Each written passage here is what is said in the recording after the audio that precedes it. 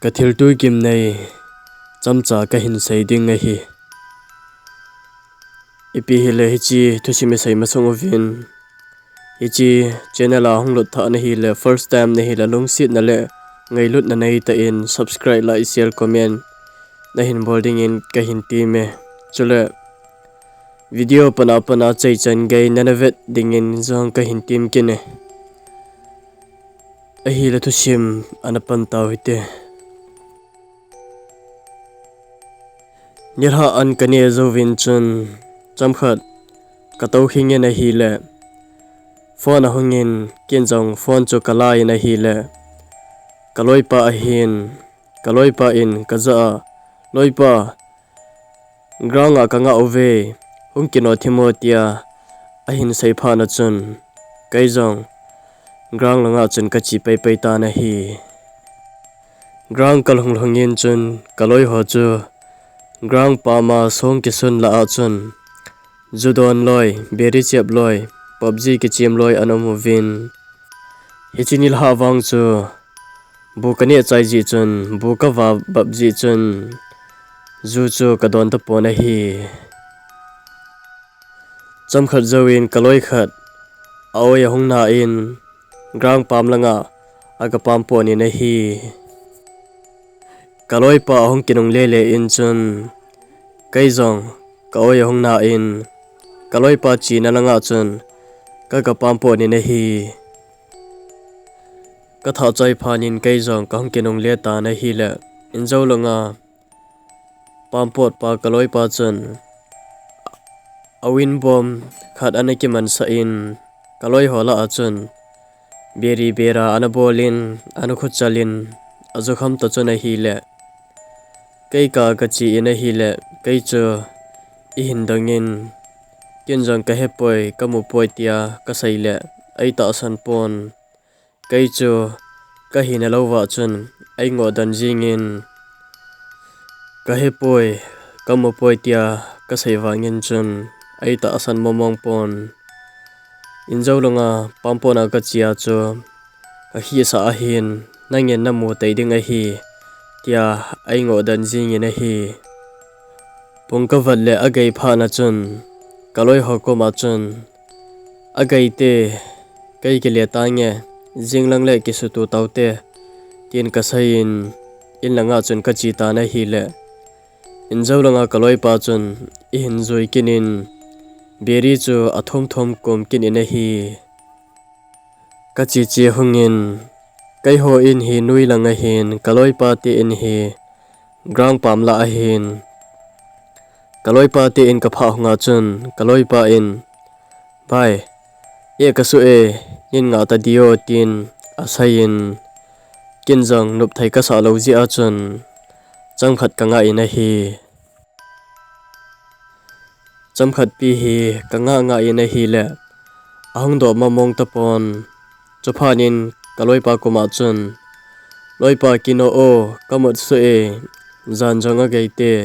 tin ka sai ne hi le akhu sa khatcha kaza tapon chophanin gin mona khat ka hin nain ko chu ol cha in ka sui ne hi le aki hongma mong tapon ai don but momong tapon ka gir mo phana chun ko chu ka kai ne hi le ka kai hongin kaloi pa chu ka vel le achil phula na kain anakonin silins number 4 ki kapna silin zong anu mi na hi chuphanin apeng to aka to thu in anu le apa ka kawin kadam do tawwi na hi in sunga chu kaloi pa chu iti ka ka uwa ka piang wang ovin chun kaloi pa chun angai lut in sung mi le khosung mi le aloi le pai ngai cheng kai ho dal ha a pa ko ma chi a hitai chamkha zo nungin hoi ha ta en ahung nungin chule go zong ha ta en ahung zu ina hi chamkha zo nungin hoi le go thi pha na chun kamur jong asu tan pongka velle pongkhat pongni nai lam a hitai chuphanin in langa chun kachi in lampia ka chi panin chun kanung langa hin mi khanin I hin zuin keizong koi ham tin ka kinung hain ka vena hi le koi ma ka mukit poi ka chi kinin a hi le ka da hi aja sip simin kini keizong ka kinung hain ka vena hi le kaloi pa chun ai koi na hi ka ki chat wal phana chun ka peng za jingin kalhain in sunga ka in sungwa kalhailu zalina hi in sung kalhonglongin chun kanula kapa ka ole naw khacha jong anom kit po vin kaloi pa thina langa chi a hiu vin kot ka kha in sunga chun mutji tawji jong ka hetapon ka ki chat wal ji a chun hitin chun in sunga chun ka chi le in a hi le chamkhat zoin kot a hin kisu kot hong kisu in kaloi pal ha chun hoita kaza a hin beri a thomin chophanin keizong ka ki chawalin a thinunga jong thilthum thei hi kipi dale aisu gan thei ding aisu ki cha jing ding a hi tin kanula kapa lop nalanga ka chi in a hi le win bom khat anomin hi chi chu kot gang chalin ka hongin pam langa chun ka le do in a hi chini zan chu ka hin khwa ka su mi loading la ka ching jing ding khanin